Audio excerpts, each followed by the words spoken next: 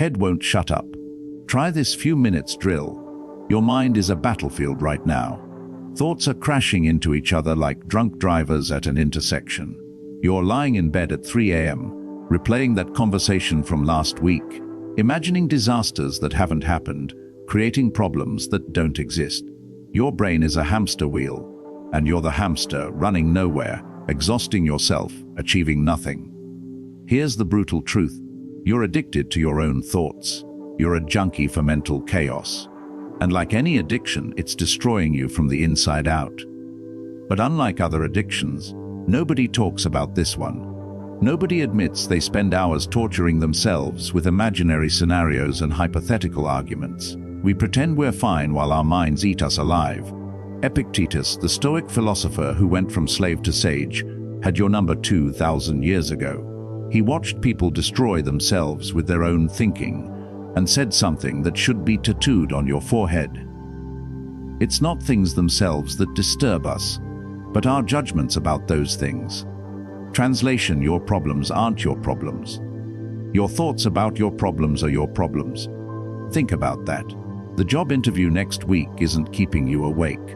Your thoughts about the job interview are keeping you awake. The breakup didn't ruin your life. Your endless mental replay of the breakup is ruining your life. You're not anxious about the future. You're anxious about your fantasies of the future. Most people will read this and nod their heads, then go right back to overthinking because knowing isn't enough. Knowledge without action is just sophisticated ignorance. You need a method. You need a drill. You need something you can do right now in the next few minutes that will shut down the mental circus. Here's the drill. Set a timer for 2 minutes. First minute, write down exactly what you're overthinking about. Not a novel, not a dissertation, just the raw, unfiltered worry. I'm afraid I'll fail the presentation. I think she hates me. I might lose my job. Get it out of your head and onto paper. Your thoughts lose half their power the moment they hit the page. Second minute, ask yourself Epictetus's question. Is this up to me? Can you control this thing you're obsessing about? If yes, write down one action you'll take today. Not tomorrow, not next week. Today. If no, write these words. This is not up to me. Then close the notebook. The drill is over. That's it. 2 minutes. 1 to expose the thought, 1 to categorize it. Sounds too simple. That's because you've been programmed to believe that solving mental problems requires years of therapy, meditation retreats, or expensive courses. The Stoics knew better. They knew that complexity is often procrastination in disguise. When you write, "This is not up to me," you're not giving up, you're giving back. You're returning the problem to the universe where it belongs.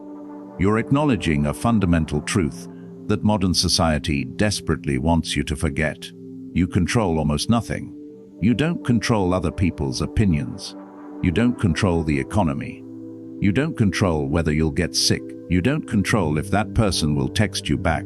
You control your actions, your decisions, your responses. That's it. Everything else is noise, and you've been living in that noise, drowning in it, thinking it's music. The ancient Stoics called this the dichotomy of control. Fancy name, simple concept. There are things up to you and things not up to you.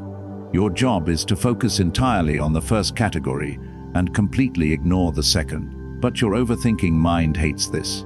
It wants to control everything. It wants to solve unsolvable problems. It wants to win unwinnable games. Every time you catch yourself spiraling, run the drill. Middle of a meeting, waiting in line.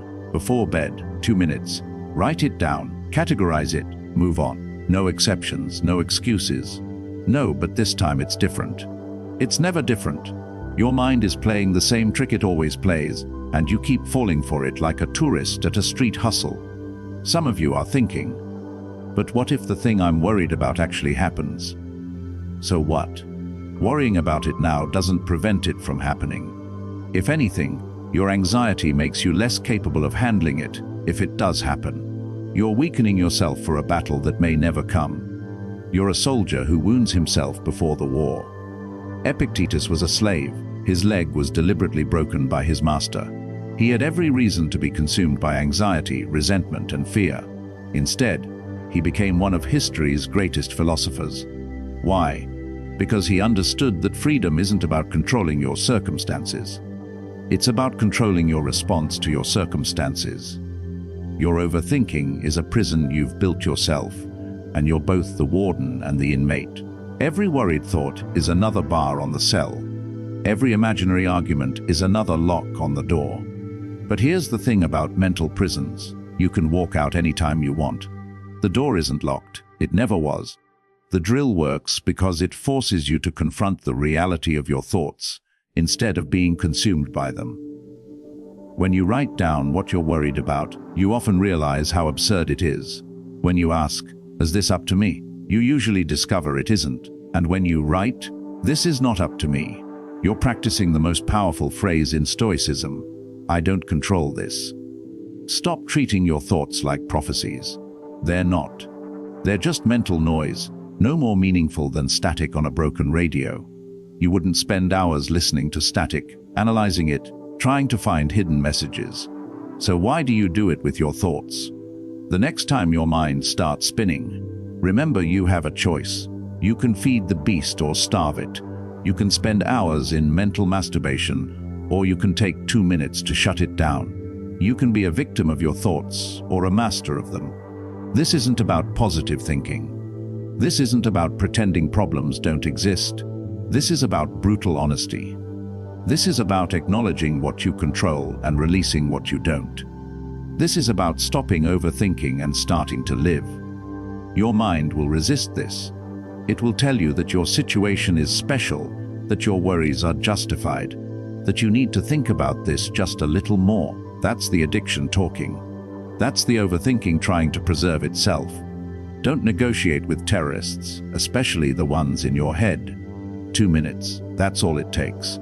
That's all that stands between you and mental freedom. Not years of practice, not expensive retreats, not complicated techniques, just 2 minutes of honest assessment. Write it down, categorize it, move on.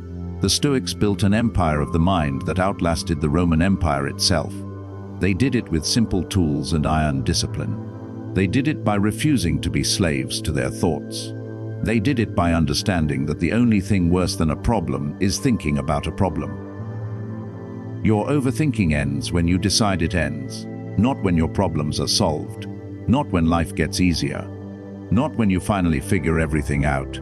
It ends when you pick up a pen, set a timer, and spend 2 minutes being honest about what you control. The drill is waiting. Your freedom is waiting. The only question is, how much longer are you going to let your thoughts run your life?